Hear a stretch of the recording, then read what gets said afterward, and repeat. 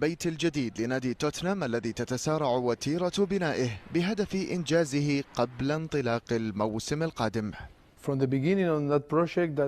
منذ بداية هذا المشروع المتمثل بإنهاء الملعب الجديد وفتح أبوابه، نعمل بجد لمواكبة الفكرة الرائدة وخلق فريق قادر على أن يبرز في أكبر المنافسات المستقبلية. خصوصية البيت الجديد لسبيرز تكمن في أنه الأول على مستوى العالم الذي يحظى بملعبين في واحد أو أرضيتين قابلتين للسحب، إحداها بعشب طبيعي لمباريات كرة القدم والأخرى متعددة الاستخدامات بعشب صناعي لاحتضان مباريات كرة القدم الأمريكية NFL، إضافة لمختلف المناسبات الفنية ونحوها، حيث ستقسم الأرضية إلى 3 أقسام تحملها ألواحا فولاذية تزن 3000 طن، وستستغرق عملية سحب وتبديل الأرضية قرابة 25 دقيقة، كما جاء في الإعلان الرسمي من الشركة الهندسية المشرفة على المشروع.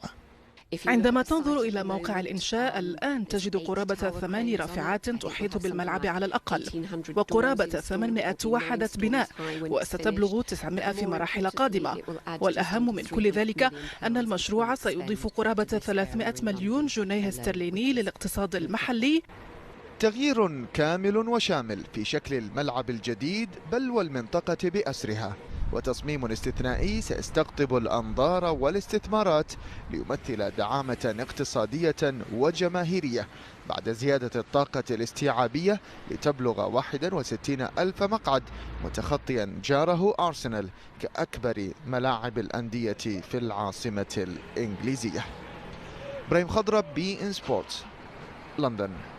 أكد مدرب يوفنتوس ماسيميليانو أليجري أن مباراتهم القادمة أمام كييفو ستكون صعبة، واصفا خصمهم بالفريق المنظم. أليجري أوضح أن فريقه مطالب بتصحيح أخطائه خاصة على مستوى الدفاع. كييفو فريق منظم منذ سنوات وهو يحقق نتائج جيدة في الدوري الإيطالي، لديهم مدرب عظيم. مواجهة كييفو ستكون صعبة، فقد فازوا مؤخرا على أودينيزي كما خسروا في آخر دقيقة أمام لاتسيو. علينا اللعب بقوة من أجل النقاط الثلاث، يجب علينا أن نحسن خط دفاعنا بعد أن تلقت شباكنا هدفين أمام جنوا. قدمنا عرضا جيدا أمام كالياري، رغم ذلك علينا أن نحسن من مستوانا. ذكرت صحيفة لا جازيتا دولو سبورت الإيطالية أن فرانشيسكو توتي نجم روما وإيطاليا المعتزلة سيعود إلى الملاعب من بوابة التدريب بعد مسيرة امتدت 24 عاما. أوضحت الصحيفة أن توتي سيخضع لدورات تخوله نيل شهادة مدرب من فئة با التي تمنح من طرف الاتحاد الأوروبي لينضم هذا الموسم إلى الجهاز الإداري للجيلوروسي. تسمح هذه الشهادة بتدريب فرق الهواة والشباب، وهي المرحلة الأولى في مشوار التدريب الاحترافي. ونقلت الصحيفة تصريحات لتوتي قال فيها أن التدريب سيروق له، لكن ليس في الوقت الراهن.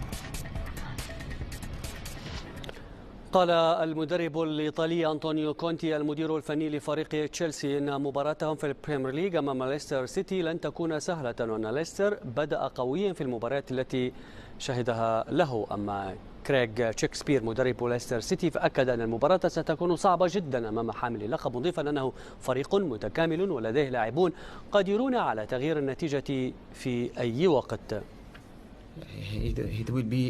ستكون المباراة صعبة لأن فريق ليستر سيتي قبل موسمين كان بطلا للدوري، وأعتقد أن الموسم الحالي بعد مشاهدة لمباريات الفريق يبدو أنه قوي جدا. الفريق يركز بشكل كبير في الميدان، ونحن يجب علينا أن نركز جيدا.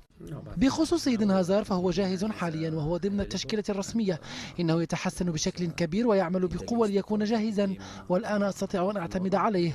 لقد قررت الوقت المناسب الذي سيشارك فيه. تشيلسي فريق قوي حتى وإن غاب بعض النجوم، فهناك آخرين قادرين على تغيير النتيجة. مثلا عندهم موراتا الذي يتطور بشكل سريع جدا. شاهدت مباراتهم أمام إيفرتون كيف كانت تسير وكيف تحولت. لا أشك في أن تشيلسي سيكون من المنافسين على اللقب هذا الموسم كذلك.